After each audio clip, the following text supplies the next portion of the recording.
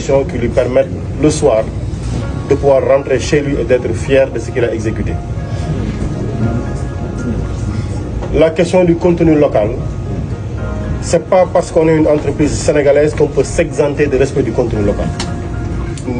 Vous êtes tous assujettis à ces préoccupations-là. La question de la préservation de l'environnement, nous sommes tous assujettis à ces obligations-là, on devra les respecter. J'aurais bien aimé, au regard des informations entendues, dire que Soret Mines est une entreprise modèle. Mais vous entendez l'inspection du travail, le régional des mines, l'ITIE, l'environnement, tous ont des contentieux ouverts sur un manque de respect notoire par rapport à l'autorité qui est investie du mandat de l'État dans leur secteur d'activité. Pas de réponse, pas de respect des obligations. Ça, je dis tout de suite, nous le déplorons absolument et nous marquons ça comme un point d'attention sur lequel les lignes doivent bouger.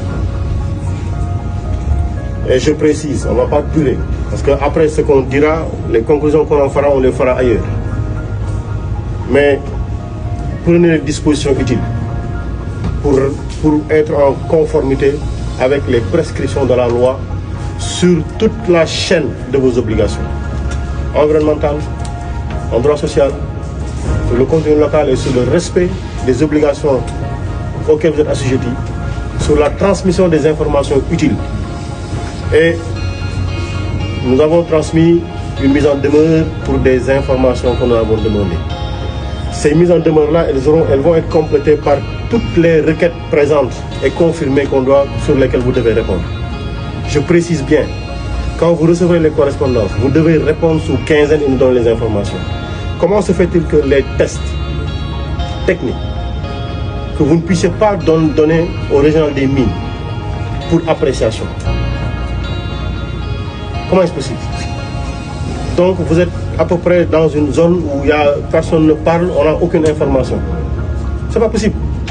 Et ça, je ne le dis pas à l'endroit de Soret Mines, je le dis à l'endroit de toutes les entreprises minières qui devront aujourd'hui et maintenant se mettre aux normes et respecter toutes leurs obligations. Et nous sommes là pour cela. Je précise bien, le ministre de la Santé, le ministre du Travail, le ministre de l'Éducation, le ministre des Forces armées, le ministre du Travail, le ministre de l'Environnement, tous sont intéressés à ce qui est en train de se faire.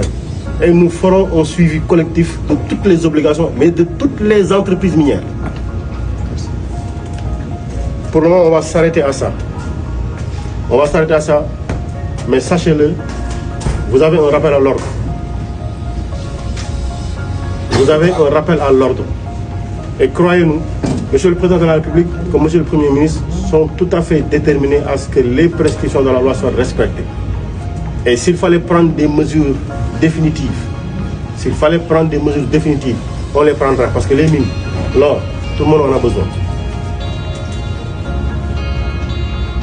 Je pense que on peut, pour le moment, nous en arrêter à ça. Et après, de manière très administrative, faire le suivi du reste et voir quelle rectification ils sont faits. Beaucoup, Monsieur le Ministre.